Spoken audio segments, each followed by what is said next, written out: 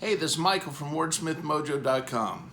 You know, today we're going to talk about pseudonyms and pen names and the reasons that authors choose to do that. Choose to not write under their own name, but to do something different. Choosing whether or not to use your own name or a nom de plume, if you want to be real snooty, is a difficult decision for many new authors. And it's an important decision to make up front because as you build out your author platform, your marketing stuff, you know, you're gonna want to have a real good picture of, you know, who you are and what your name's gonna be. Makes it a whole lot easier than changing it later.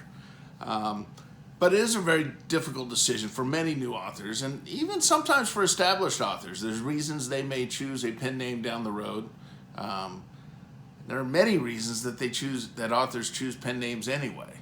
Some simply have unpronounceable names. You know, if you're, oftentimes they're unpronounceable to their target market. So if you're from Nigeria, but you're writing for the American market, you know, those names are not highly pronounceable. You know, they don't translate easily for us. Or perhaps you just have a name that's funny to say and it rolls off the tongue wrong, and you just want something that's easier and perhaps even more memorable. Or perhaps since you were 9, you had this name that you really wish they had named you. Well, this is your chance.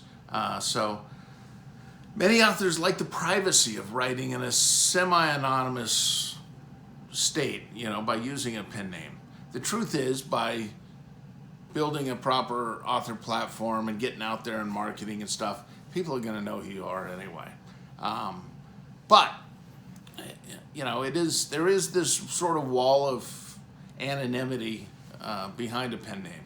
Female authors, in particular, for generations, for 1,000 years, have used pen names when writing in genres that have been traditionally and typically dominated by men or male writers, just in order to neutralize any perceived bias about gender.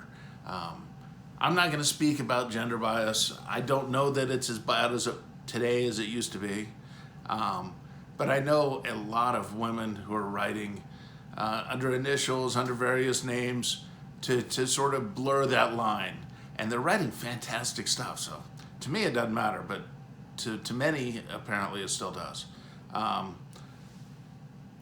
The other reason that some people change is, you know, perhaps your name is too similar to another author. I know 3 guys named Steve King. If any of them wrote a book and put Stephen King, you know, there's going to be some problems and there's going to be a lot of confusion for the readers. You know, so even if you want to use your own name, you want to tweak it so that it doesn't jump on somebody else's, you know, giant platform, and just confuse things and complicate things for your readers and for both you and the other writer. Some people simply like to create characters. That's what we do. We're writers. And one of the first characters they ever created was themselves. I mean, I think in some respects, you know, Samuel Langhorne Clemens may be one of those, you know. Stories suggest that he was given the name Mark Twain from a riverboat captain. And it may be true, according to the Mark Twain Museum. You know, he chose the nom de plume of Mark Twain, and it really means, it's a riverboat term meaning 2 fathoms. Mark means measure. Twain means 2, so measure 2 fathoms. You know, we don't know for sure, but we know that Samuel Clemens was such a character that he needed to develop an even bigger character, an even bigger personality to sort of do the things he did. In today's world, things have changed a bit. The most common reason for choosing a pen name or a pseudonym is to compartmentalize your audience, at least to some degree. Let me give you an example.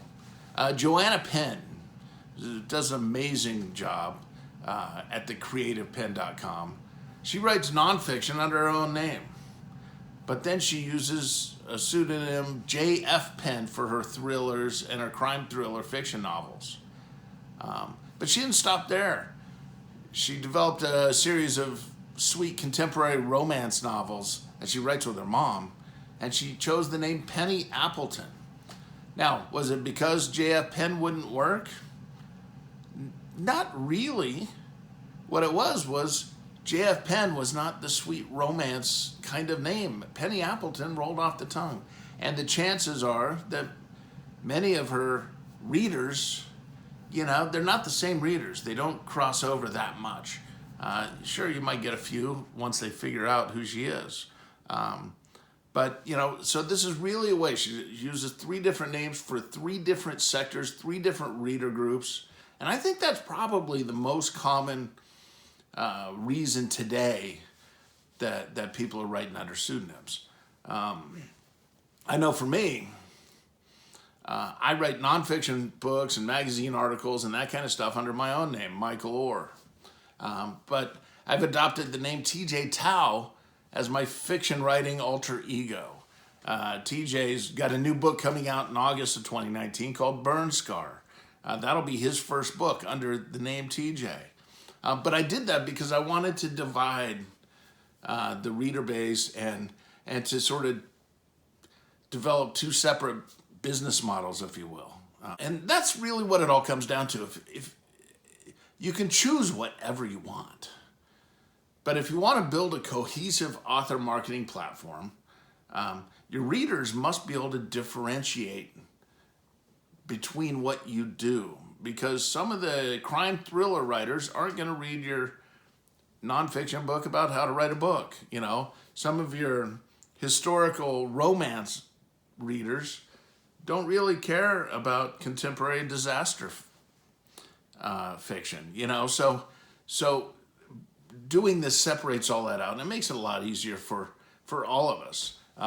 There is to some extent, it makes us wear a couple of different hats, but we can also write in a different voice for each pen name, which is something I'm just learning and developing. So it's kind of a cool thing. But at the end of the day, it's all your choice.